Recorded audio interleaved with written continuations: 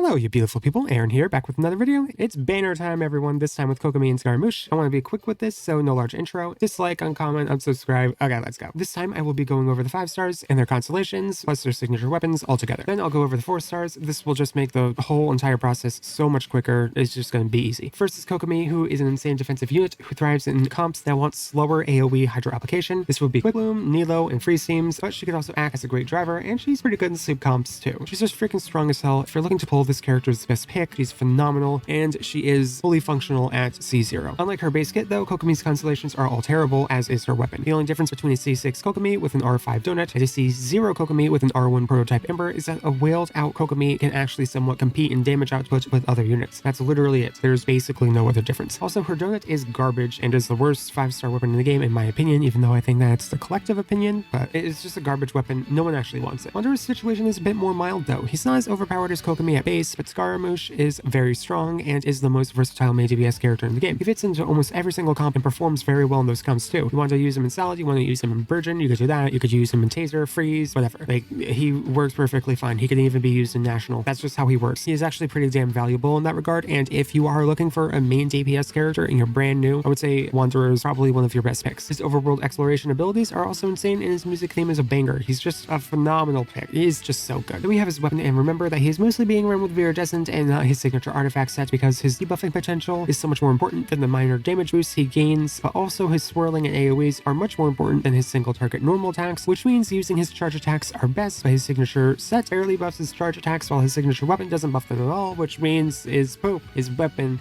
is poop. Instead, Widsith turns out to be one of his best weapon options until he's at C6, which is weird and kind of sad. Speaking of constellations, all of his constellations are damage increases except for his C6, which offers more swirling, so his constellations are pretty poop too. But his 2nd and 6th are solid increases for those who are looking to wail a little bit, which is nice. Onto the 4 stars, starting with Rosaria, one of Eula's best supports. Great for reverse melt, great freezer, great for fridge, great for oven. She's like the perfect 4-star cryo sub DPS. Like, she works literally everywhere. You could even use her as a physical main DPS. She's phenomenal. I would say she's probably the most flexible and versatile unit from the cryo class. I love her. She's great. I might be biased, but I just love her. Yanfei is also pretty good. She's a decent Vapor. She's a great shielder. She's quite nice. If you're looking to get Lenny in the upcoming patch, definitely look to get her C4. Her C4 will make Lenny a lot easier to play, especially if you're having trouble using Bennett and whatnot. It's good, and it's totally going to be worth it. Then Faruzan, she's garbage until C6, where she becomes an absolute monster. She's the best off-field and the most sub DPS in the game, and only contested by Venti in the category, but he sucks most of the time. Pun intended, yeah. Now onto the weapon banner. Fav is a banger, Dragon's Bane is quite good too, but to hell with the rest of them. All around, the character banner is pretty good. All characters are strong and excel in their niches. Everything here is solid. Weapon banner is terrible though. No bueno. Pulling on the weapon banner will hurt your soul. Trust me, I have made poor decisions like this in the past. I pulled for multiple albedos. I am not living my best life. Urging you not to pull is out of kindness. I